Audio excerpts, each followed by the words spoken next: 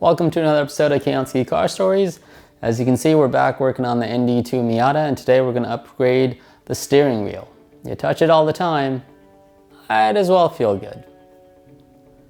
Well, here's a stock steering wheel, and you can see it's, fine. But I always thought it could be a little bit thicker and perhaps with a flat bottom just to make ingress and egress just a little bit easier. So to that end, I went ahead and got myself a new KenStyle steering wheel. Took about only a week to get here from Japan. And so now let's go ahead and open it up. Here's the big reveal, and we have snacks, apparently. We have grape gummy from Kenro, I think. Well, looks like it expires September, so still got about 4 months. Okay, here's the actual product.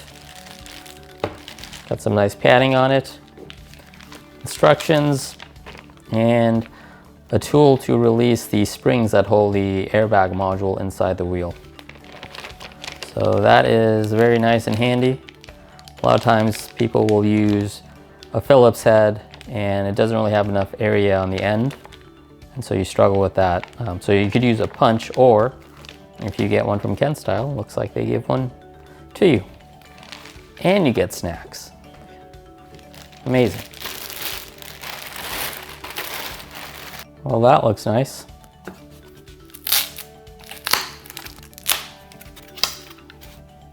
All right, so here it is.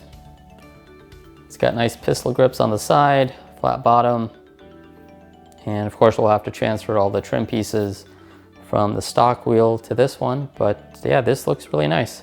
Red and white stitching. Good job, Ken. I like your style. Always disconnect the battery when you're dealing with airbags. 10mm on the negative terminal.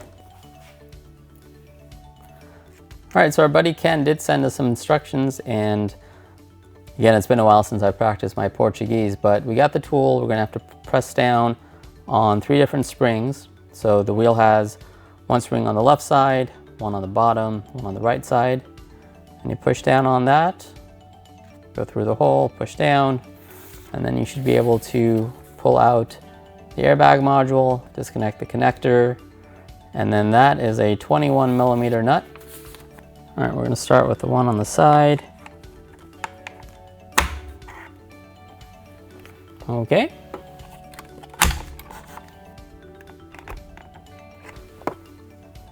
Will you stop snapping back into place? And it's obviously loose on the bottom, it's loose on the side. Now just gotta get it loose on this side.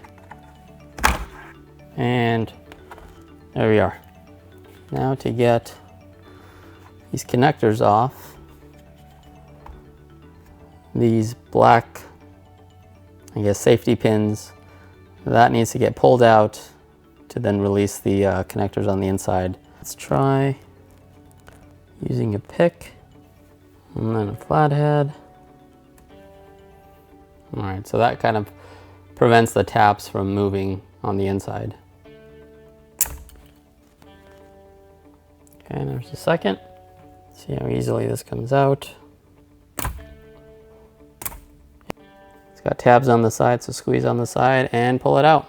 So here we have it. Here's the airbag, and then here are the springs. And so that's what we were pushing against to be able to loosen it. So there's a 21mm nut. Just gonna use an impact to loosen that. And then that white connector, I think that'll need to come out.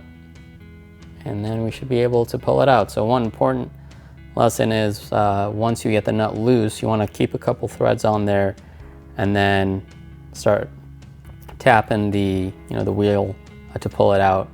Because if you take the nut completely off and you try to yank the wheel off, that's a good way to break your nose. Okay, before we actually pull this off, you want to make sure that your steering wheel is straight. And I'm going to add a little bit of tape on the column and this trim piece right here, just as another guide when I put the new one on. So we'll go ahead and do that. And then cut it. Push down. on this white tab. All right, that came out easily. And now for the impact. So the torque on this, I believe, is 30 to 36 foot-pounds, and so I'm not going to use the full might. I think that did it. Indeed.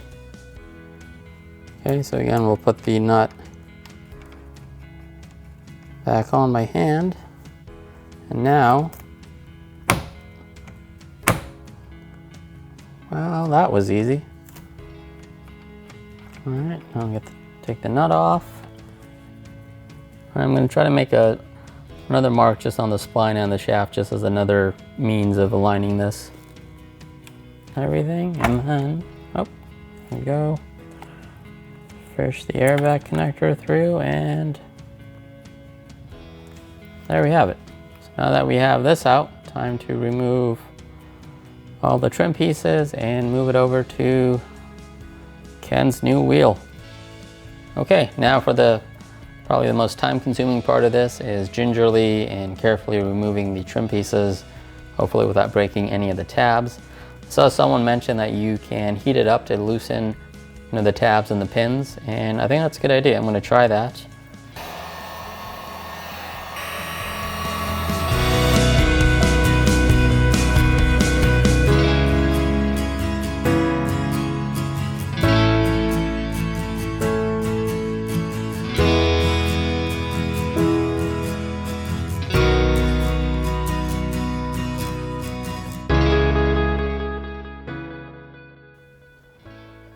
And here we are. So here's the comparison between the two wheels. You can see definitely that the KenStyle one is a lot thicker on the sides, and that really comes into play while you're up in the canyons. The flat bottom here, although the overall diameter doesn't seem to be that different. I'll go ahead and measure just for the hell of it. We still have to move the springs for the horn over to these posts, and then put the trim pieces back on and get it installed. Exciting times, people. Okay, back in the car, and we'll just have to fish the airbag connectors through.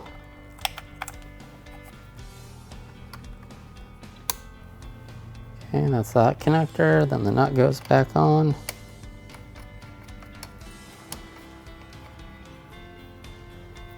And we'll torque that to 33 foot-pounds.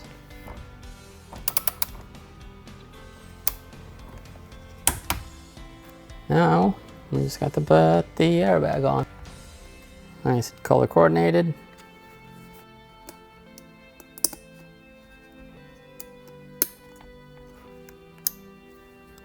So now it should just be a straight push.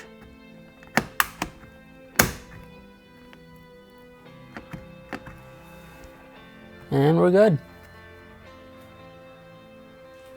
Well, there you have it. One new steering wheel installed, and I gotta say, it looks pretty good. Definitely makes the interior look a little bit more sporty, and I know it's definitely gonna feel a lot better too while you're driving, which is most important. So that will do it. Thanks a lot for watching.